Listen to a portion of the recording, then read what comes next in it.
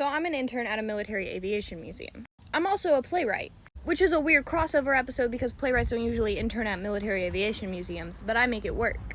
Anyway, first day at the museum director Debbie is taking me around the galleries. And we stop at our Tuskegee Airmen display and she's like, "Ah, the Tuskegee Airmen."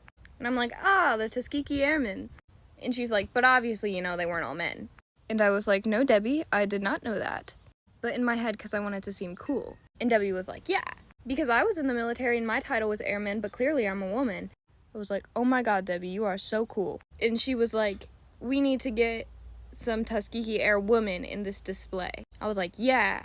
Anyway, fast forward. We're doing a World War II event. They're like, "Elena, you're a playwright. Can you write little living history presentations, you know, like they do with Amelia Earhart sometimes?" I was like, "Yes, of course. And I'll make my actor friends be actors." Anyway, I ended up writing about 3 people, and one of them was a Tuskegee Air Woman. The video I posted before this is the entire presentation. My friend Carmen is the actress, and she's amazing, and you should go watch it. So this is Mildred Hemmons Carter.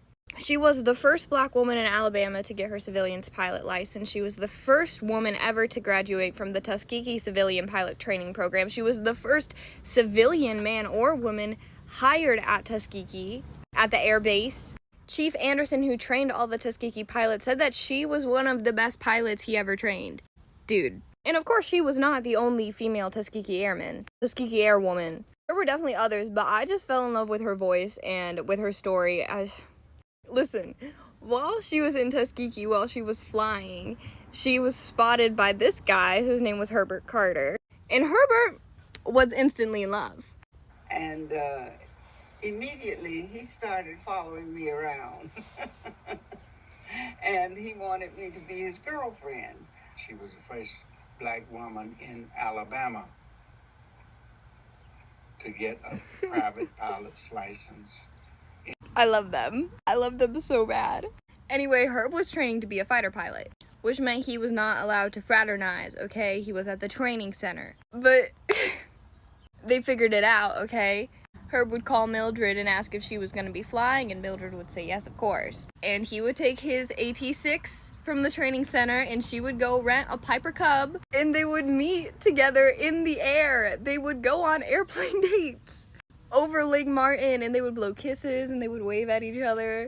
And then Herbert started doing this thing where he would like pull away with his plane, and he'd act like he was going back to the air base. But instead, he would chase Mildred's tail, go underneath her, do a roll or something, and then fly right in front of her so that her plane would get like caught in the prop wash. And I'd look back and it'd be going rickety-rick. And he did have my plane in the prop wash going like that. But I was also a good pilot. It didn't. And Herbert eventually graduated, and then he spent his money on a ring so they could get married. And let's all take a second for the bouquet. Now around this time, Mildred had heard of the WASPs, the Women Air Force Service Pilots. And she was like, "Okay, I can't fly with Herb and the boys because I'm a woman. But if they have a women's pilot program, I'll just apply to that." And she did. And she got rejected because the WASPs did not include black women in the program. So Mildred stayed and worked at Tuskegee as an airman, because airman is anybody who works on the planes, anybody who keeps them in the air, that is an airman. Airmen can be women. They're just called airmen. Herbert was a red tail. He flew lots of combat missions during the war. He came back safe and sound. And both of them are honored as original Tuskegee Airmen. And later in her life, Mildred was also honored as an official Women's Air Force Service pilot, an official WASP. And she was awarded the Congressional Gold Medal along with them. Okay, one more cute thing. Their entire lives, Mildred and Herbert were bickering about who was the pilot in the relationship and who was the wingman. Mildred passed away in 2011, and Herbert told the press that he was very happy to be her wingman. Anyway, if you want to watch the monologue, it's 10 minutes long. It's the video posted before this. Carmen performed. She does an amazing job. I know it's 10 minutes. I know that's long, but it is so worth it. Trust. And every single word in that monologue, I wrote it, but everything is based on a news article, interview with Mildred, an interview with Herbert.